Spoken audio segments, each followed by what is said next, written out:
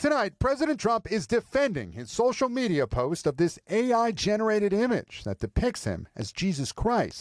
ትራምፕ ለደጋፊዎቻቸው ራሳቸውን ከእግዚአብሔር እንደተላከ እንደ መሲህ አልፎም እንደ ኢየሱስ አድርገው ማቅረባቸው ከመንፈሳዊ ዓለም መሪዎች ጋር ፊት ለፊት አጋጭቷቸዋል። በተለይም በርዕሰ ሊቃነ ጳጳሳት ሊዮ 14ኛ ላይ የሰነዘሩት ያልተገደበ የቃላት ጥቃት በጣሊያንና በሌሎች ካቶሊኮች ዘንድ ከፍተኛ ቁጣን ቀስቅሷል። ፖለቲካዊ ስልጣንን ከመንፈሳዊ ቅዱስነት ጋር ለማዛመድ የሚደረገው ይህ ጥረት በዋይት ሃውስና በቫቲካን መካከል ያለውን የዘመናት ግንኙነት ወደ ከፋ ጠብ ለውጦታል። ይህ በእንዲህ እንዳለ በመካከለኛው ምስራቅ በተለይም በኢራን ላይ የተከፈተው ጦርነት የአሜሪካ ነጋዴዎች አስቸጋሪ ምርጫ ውስጥ ከቷቸዋል። ጦርነቱ ያስከተለው የኢኮኖሚ ቀውስ፣ የነዳጅ ዋጋ ንረትና የገበያ መዛባት አውሮፓና እስያ መሪዎች ከትራምፕ ቁጣ ይልቅ የገዛ ህዝባቸውን ኑሮ እንዲያስቀድሙ አስገድዷቸዋል። ትራምፕ ኔቶን እንደ መከላከያ ጥምረት ሳይሆን የራሳቸውን ፍላጎት ማስፈጸሚያ መሳሪያ አድርገው መመልከታቸው ለብዙ ዘመናት የጸኑ ወዳጅነቶችን እየሸረሸረ ይገኛል። ቀደም ሲል ትራምፕን ለማቆላመጥና ለማስደሰት ይጥሩ የነበሩ እንደ ጆርጂያ ሜሎኒ ያሉ መሪዎች ዛሬ ራሳቸውን ማራቅ ጀምረዋል። በሃንጋሪ የቪክቶር ኦርባን ከስልጣን መውረድና በካናዳ የማርክ ካርኒ በጸረ ትራምፕ መፈክር መነሳት የዓለም ፖለቲካ አቅጣጫ ከትራምፕ ብቸኛ ተዋናይነት ወደ ራስን መከላከል እየተለወጠ መሆኑን ያሳያል። ትራምፕ በአገር ውስጥም በውጭም የሰሩት ዲፕሎማሲያዊ ድርብ ስህተት ተደርጎ እየተወሰደ ነው።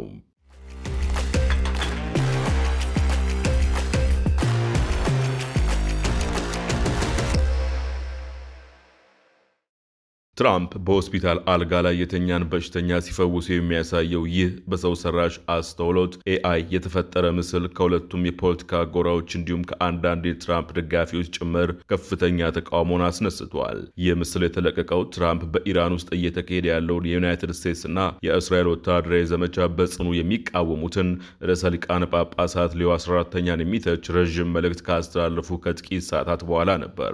ትራምፕ ምስሉን መለጠፋቸውን አምነው ለጋዜጠኞች ሲናገሩ ምስሉ እኔን እንደ ሐኪም የሚያሳይ መስሎኝ ነበር ሲሉ ተደምጧል። አሁን የጠፋው ምስል ትራምፕ ነጭ ጋውን ለብሰው የሚታዩበት ሲሆን እጃቸውን በአንድ ታማሚ ሰው ግንባር ላይ ሲያርፍና ብርሃን ሲፈነጥቅ ያሳያል። ተቺዎች ይህ ምስል ኢየሱስ ክርስቶስ ደዌያንን ሲፈውስ የሚያሳዩ ሃይማኖታዊ ስዕሎችን ይመስላል በማለት ቅሬታቸውን ገልጸዋል። በምስሉ ዳራ ላይ የነጻነት ሐውልት፣ የሚውለበለብ ትልቅ የዩናይትድ ስቴትስ ሰንደቅ ዓላማ፣ ተዋጊ ጀቶችና ንስር ይታያሉ። በተጨማሪም አንዲት ነርስ፣ የምትጸልይ ሴትና ወታደራዊ ዩኒፎርም የለበሰ የሚመስል ሰው በምስሉ ውስጥ ተካተዋል። ምስሉ ከጠፋ ከጥቂት ሰዓታት በኋላ ትራምፕ ለጋዜጠኞች በሰጡት መግለጫ ምስሉ እሳቸውን እንደ ሐኪም ከጎናቸው ያለችውን ደግሞ እንደ ቀይ መስቀል ሰራተኛ አድርገው የሚያሳይ መስሏቸው እንደነበረ ተናግረዋል።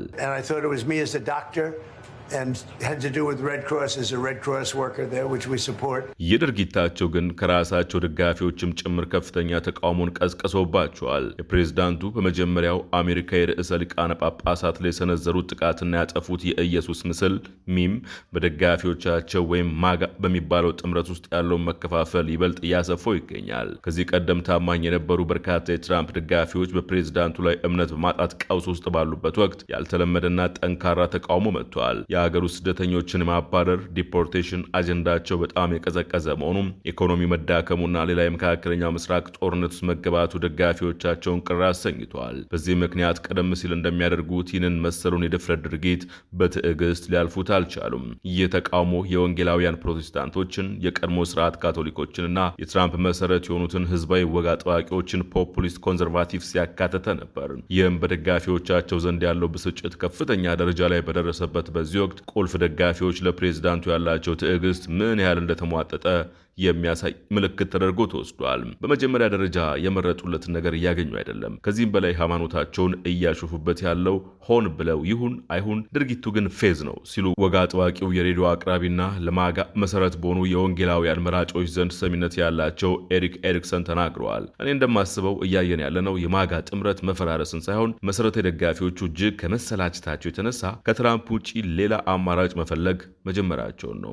ይህ የእርስ በርስ መካሰስ የመጣው ፕሬዝዳንቱ ከምርጫው በፊት ጥምረታቸውን አንድ አድርገው ለመያዝ በሚጠሩበት ወቅት ነው። አጋሮቻቸው በተጨማሪም ዲሞክራቶች በዚህ በጥምረት ውስጥ ባለው መከፋፈል ለምሳሌ በካቶሊኮች መካከል ባለው ልዩነት በመጠቀም በምርጫ ወቅት ብቻ ሳይሆን በ2028 እንደ አውሮፓውያን አቆጣጠር ምርጫው ጭምር የሪፐብሊካን መራጮች ተሳትፎ ሊቀንሱ እንደሚችሉ ይሰጋሉ።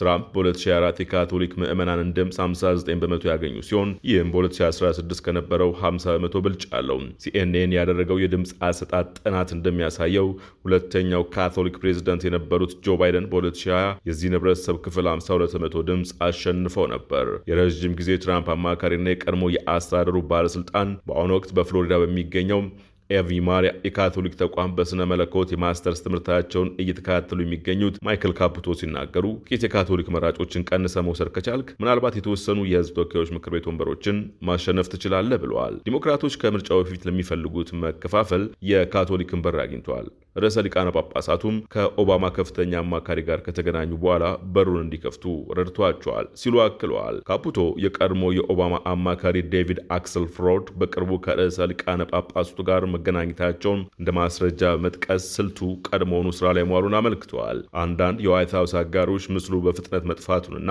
ፕሬዝዳንቱን ማብራሪያ እጅ መስጠት ለማይወደው የትራምፕ አስተዳደር ያልተለመደ የጸጸት ምልክት አድርገው ተመልክተውታል። የምክር ቤት አፈ ጉባኤ ማይክ ጆንሰን ማክሰኞ ዕለት ለጋዜጠኞች እንደተናገሩት ፕሬዝዳንቱ የኢየሱስ ምስል ሜም እንዲያጠፉት የጠየቋቸው እሳቸው መሆናቸውን ገልጸዋል። ይህም ፕሬዝዳንቱ በአሁኑ ወቅት ያለባቸውን የፖለቲካ ተጋላጭነት የሚያሳይ ነው።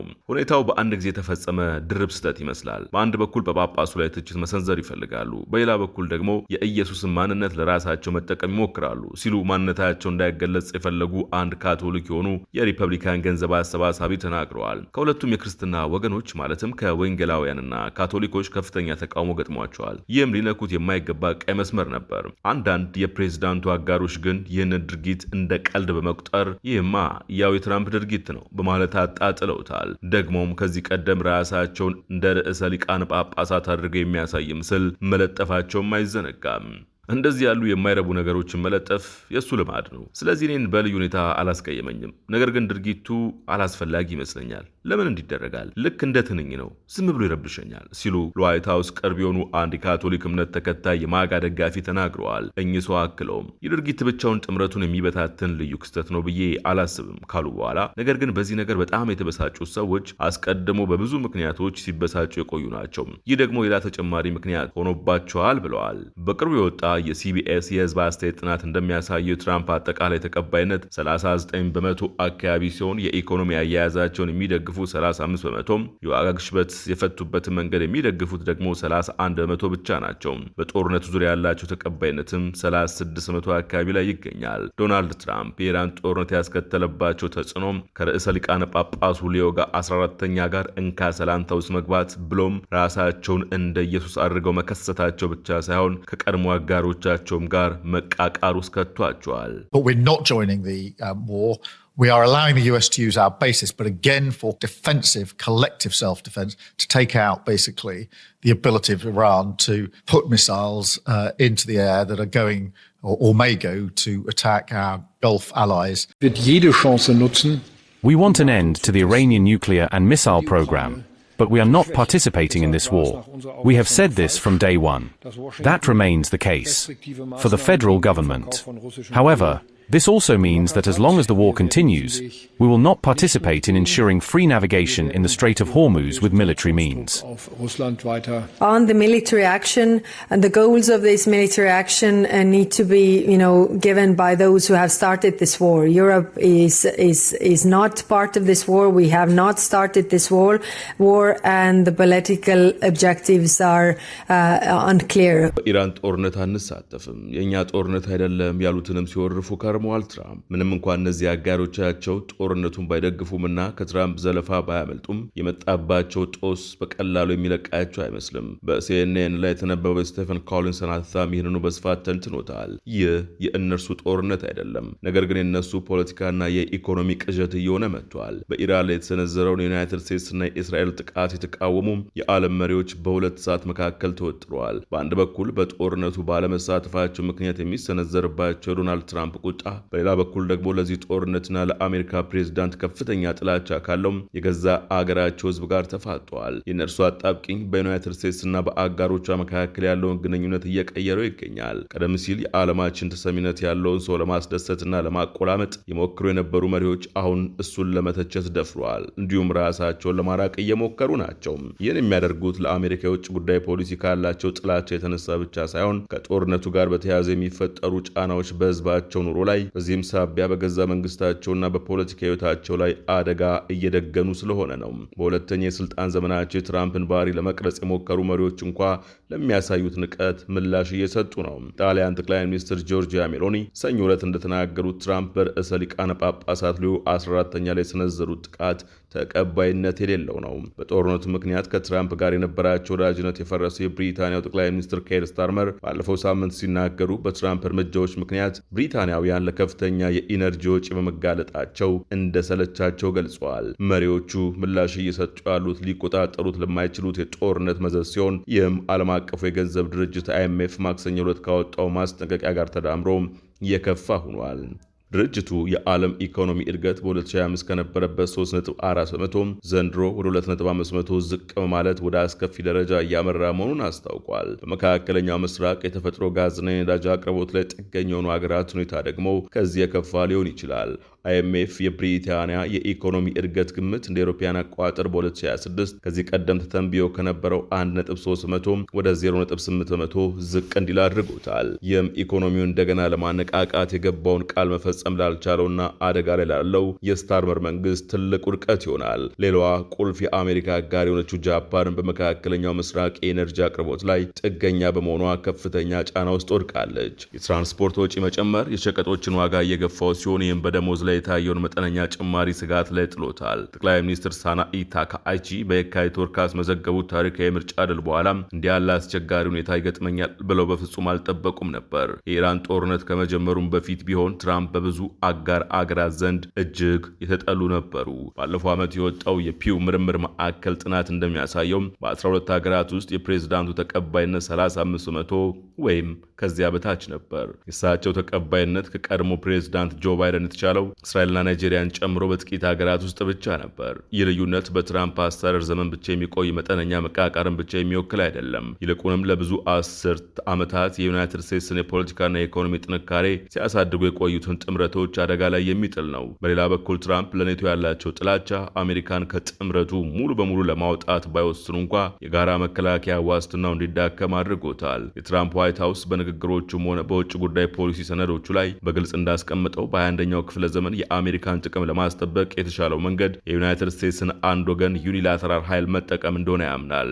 ፕሬዝዳንቱ ኔቶን እንደ መከላከያ ጥምረት ሳይሆን የራሳቸውን የውጭ ጉዳይ ፖሊሲ ፍላጎቶች ለምሳሌ በኢራን ውስጥ እንደጀመሩት አይነት እንደ ምርጫ የሚወሰዱ ጦርነቶችን ለማራመጃነት የሚያገለግል መሳሪያ አድርገው የሚመለከቱት ይመስላል። በአሜሪካ የመከላከያ ከለላ ስር ሆነው እሳቸው ለሚከፍቷቸው ጦርነቶች ፈቃደኛ ያልሆኑ አጋሮችን የመታገዝ ፍላጎታቸውን በጣም አነስተኛ ነው። ነገር ግን ለብዙ የአጋር ሀገራት መሪዎች በጦርነቱ ለመሳተፍ መፈረም ከፖለቲካ አንጻር የማይቻል ነው። ምክንያቱም እነዚህ መሪዎች የሚመሩት የኢራንን ጦርነት እንደ ጥበብ የጎደለው ስኬታማ የመሆን እድሉ አነስተኛና ዓለም አቀፍ ሕግን የጣሰ አድርጎ የሚመለከት ህዝብ ነው። ትራምፕ ከመስከረም 11 ጥቃት በኋላ በነበሩት ጦርነቶች ላይ አጋር ሀገራት የደረሰባቸውን ከፍተኛ የሰው ኃይል መስዋዕትነት ዝቅ አድርገው መመልከታቸው በእነዚህ ሀገራት መራጮች ዘንድ ለፕሬዝዳንቱ ያላቸውን ጥላቻ ይበልጥ አጽንቶታል። የዓለም አቀፉ የገንዘብ ድርጅት IMF ግምቶች እንደሚያሳዩት የኢራን ግጭት ለአጋር መንግስታት ከሩቅ የሚታይ የውጭ ጉዳይ ፖሊሲ ቀውስ ብቻ አይደለም፣ ይልቁንም የሀገር ውስጥና የፖለቲካ ስጋት ሆኗል። ይህም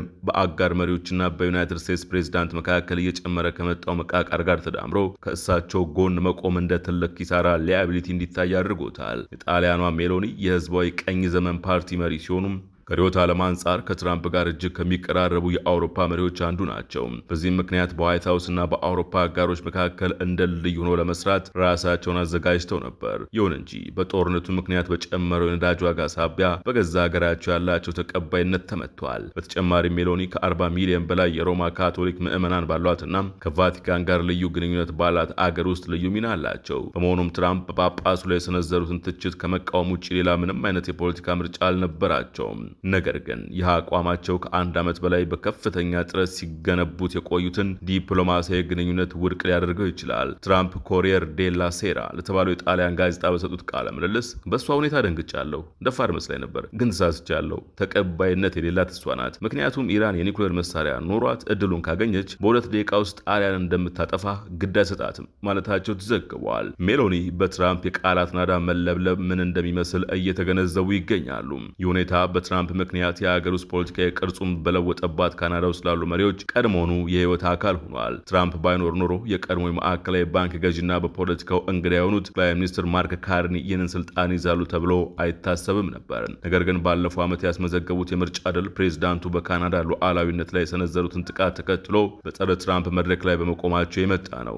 ሰኞ ዕለት ካርኒ ባደረጓቸው 2 ልዩ ምርጫዎች ካገኙት ድልና ከተቃዋሚ ፓርቲዎች ወደ እሳቸው ከተቀላቀሉ አባላት በኋላ አነስተኛ የነበረውን የአስተዳደር መቀመጫ ወደ አብላጫ ድምፅ በመቀየር ስልጣናቸውን አጽንተዋል። በዚህ ወር በተካሄደው የሊበራል ፓርቲ ጉባኤ ላይ ትራምፕ ያላቸውን የመስፋፋት ፍላጎት በመጥቀስ እንዲህ ብለዋል። በአንድነት ጠንካራ ካናዳን እንገነባለን። ለሁሉም የምትሆን ካናዳ፣ ማንም ሊወስድብን የማይችል ጠንካራ ካናዳን። ካርኒ ወሳኝ ምርጫ አድርገዋል። ምንም እንኳን ከዩናይትድ ስቴትስ ጋር አብሮ ለመስራት ተስፋ ቢያደርጉም የስልጣን መሰረታቸው በምርጫ የተረጋገጠና በትራምፕ ላይ በሚደረግ ተቃውሞ ላይ እየተመሰረተ ነው። በመሆኑም ከሌሎች የአጋር ሀገራት መሪዎች በተሻለ የፖለቲካ አቋም ላይ ይገኛሉ። ይሁን እንጂ ከጦርነቱ ጋር የተያያዘ ኢኮኖሚ ጉዳት፣ የዩናይትድ ስቴትስ የንግድ ታሪፎችና እጅግ አታጋይ እንደሚሆን የሚጠበቀው የሰሜን አሜሪካ የንግድ ስምምነት ድርድርን የመሰሉ ሙሉ በሙሉ ሊቆጣጠሯቸው የማይችሏቸው ጉዳዮች ተቀባይነታቸውን መፈተናቸው አይቀርም። ትራምፕ በአንድ ወቅት ለአውሮፓ የህዝባዊ ፖፑሊስት እንቅስቃሴዎች እንደ ጀግና ይታዩ ነበር። ብዙዎችም የእሳቸው በድጋሚ መመረጥና የያዙት ጠንካራ የጸረ ስደተኞች አቋም የራሳቸውን የፖለቲካ እድገት እንደሚያበስር ተስፋ አድርገው ነበር። ሆኖም ባለፈው ሳምንት መጨረሻ በሃንጋሪ ሁኔታዎች ሁሉ ተቀይረዋል። ትራምፕ ምክትል ፕሬዝዳንት ጄዲ ቫንስ እና የማጋ ንቅናቄ ለህዝባዊ መሪ ቪክቶር ኦርባን የምርጫ ቅስቀሳ ሲያደርጉ የነበረው ልክ በአሜሪካ ለሚገኝ የሪፐብሊካን ሴናተር እንደሚደረግ አይነት ትኩረት ሰጥተውት ነበር። ይሁንና አስደንጋጭ በሆነው ጠቅላላ ምርጫ ኦርባን ለ16 ዓመታት የቆዩበትን የስልጣን መንበር እንዲለቁ ተገደዋል። በፒተር ማጋያር የሚመራው የተቃዋሚው የፊዛ ፓርቲ ባስመዘገበው ከፍተኛ ድል ኦርባንን ከስልጣን አስወግዷቸዋል። ይህ ሽንፈት በአውሮፓ የሚገኙ የህዝባዊ ንቅናቄ መሪዎች ራሳቸው የፖለቲካ ደህንነት ሲሉ ከማጋ ንቅናቄ ራሳቸውን የማራቅ አዝማሚያ እንዲያፋጥኑ ሊያደርጋቸው እንደሚችል ይገመታል። የትራምፕ ዋይት ሀውስ የእሳቸው ያልተለመደ የፖለቲካ አካሄድ በአጋር ሀገራት መሪዎች ላይ ለሚፈጥረው የፖለቲካ ቀውስ ግድ ሰጥቶት አያውቅም። ይልቁንም አስተዳደሩ ለአሁኑ የአውሮፓ አቋም ንቀት ያለው ይመስላል። አስተዳደሩ በብሔራዊ ደህንነት ስትራቴጂ ላይ ከመካከለኛ መስመር ፖለቲከኞች ጋር ለሚፋለሙ የእወደድ ቡድኖች ያለውን ድጋፍ በይፋ አስፍሯል። ምክትል ፕሬዚዳንት ጄዲ ቫንስ በኩላቸው ነባራዊ የአውሮፓ ማንነትና እሴቶቿ በዋናነት ከመካከለኛው ምስራቅና ከሰሜን አፍሪካ ሙስሊም አገራት በሚመጡ ስደተኞች ምክንያት ሊጠፉ እንደሚችሉ ሲከራከሩ ቆይተዋል። ይህም በስትራቴጂ ሰነዱ ላይ የአውሮፓን የስልጣኔ መጥፋት ለመከላከል በሚል የቀረበውን ሀሳብ የሚያጠናክር ነው። ትራምፕ በውጭ ሀገራት ተወዳጅ እንደሆኑ የሚያምኑ ይመስላል። የአሜሪካን ኃያልነት የሚያሳዩ ተግባራቸው ዩናይትድ ስቴትስ በዓለም ላይ ካሉ ሀገራት ሁሉ ይበልጥ ተፈሪና የተከበረች ተፈላጊ አገር እንድትሆን አድርጓታል ብለው ይከራከራሉ። ከአጋር ሀገራት ጋር በትራምፕ ለሚመራው የንግድ ጦርነት ግንባር ቀደም ተዋናይ የሆኑት የገንዘብ ሚኒስትሩ ስኮት ቤሰንት ማክሰኞ ዕለት በሰጡት መግለጫ የኢራን ጦርነት በግጭት ውስጥ ባልተሳተፉ አገራት ላይ የሚያደርሰውን ተጽዕኖ ለማሳነስ ሞክረዋል። ሚኒስትሩ አይኤምኤፍ ያወጣውን ግምት አስመልክተው ሲናገሩ ድርጅቱ ምናልባት ለሁኔታው ከመጠን በላይ ምላሽ ሰጥቶ ሊሆን ይችላል ብለዋል። የአውሮፓ መሪዎች በትራምፕ ላይ የሚሰነዝሩት ትችት ይበልጥ ግልጽ እየሆነ መጥቶ ሊሆን ይችላል። ሆኖም ያላቸው አቅም የተገደበ ነው። ከዩናይትድ ስቴትስ ጋር ባላቸው ግንኙነት ውስጥ ትልቁ ድክመታቸው የሆነውና ሁልጊዜም አቋማቸውን የሚያዳክመው ጉዳይ የሰራዊቶቻቸው መዳከም ነው። ዛሬ ዩናይትድ ስቴትስ በትራምፕ መሪነት የምትከተለው መንገድ ከዚህ ቀደም ከታዩት ሁሉ የተለየና እጅግ አወዛጋቢ ሆኗል። በሃይማኖታዊ ረገድ ፕሬዝዳንት ራሳቸውን ከፈጣሪ የተላከ መሲህ አድርገው ለመሳል የሚሞክሩባቸው ድርጊቶች እንዲያውም የታመሙ ሰዎችን ሲፈውሱ የሚያሳይ የኤአይ ምስል እስከ ማጋራት መድረሳቸው በተለምዶ ደጋፊዎቻቸው በነበሩ ወግ አጥባቂ ክርስቲያኖች ዘንድ ሳይቀር የመከፋፈልና የድፍረት ስሜትን ፈጥሯል። ይህ ከቫቲካን ጳጳሱ ጋር የገቡበት የቃላት ጦርነት ደግሞ በቤተ መንግስትና በቤተ ክህነት መካከል ያለውን መስመር ያላላ መሆኑ በታሪክ ይዘገባል። በፖለቲካዊ መድረክ ግን ጉዳዩ ይበልጥ የከፋ ነው። በኢራን ላይ የተከፈተው ጦርነት እንደ መሪ ቃል የተጠቀመው አሜሪካ ትቅደም የሚለው መርህ ዛሬ አሜሪካን ብቸኛ ወደ ማድረግ እየተለወጠ ነው። አጋር ሀገራት በትራምፕ ትዕዛዝ ሰልፍ ከመሰለፍ ይልቅ በጦርነት ሳቢያ በናረው የኑሮ ውድነትና በኢኮኖሚ ቀውስ ምክንያት የሚቆጣባቸውን የገዛ ህዝባቸውን ድምፅ ለመስማት መርጠዋል። በሃንጋሪ የኦርባን መውደቅና በካናዳ የማርክ ካርኒ በጽኑ ተቃውሞ መነሳት ዓለም ከትራምፕ የአንድ ወገን ውሳኔ